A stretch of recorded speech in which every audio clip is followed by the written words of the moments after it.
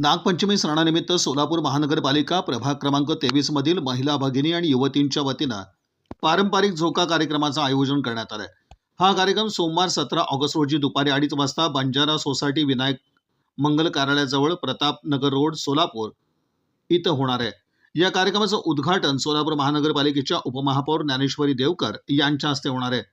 कार्यक्रमाच्या अध्यक्षस्थानी प्रभाग क्रमांक 23च्या नगरसेविका आरती बागसे राहणार आहेत. यावेळी माजी महापौर नलिनी चंदले तसंच योगसाधना केंद्राच्या प्रमुख श्रीमती आशा मेहता यांची प्रमुख उपस्थिती राहणार आहे.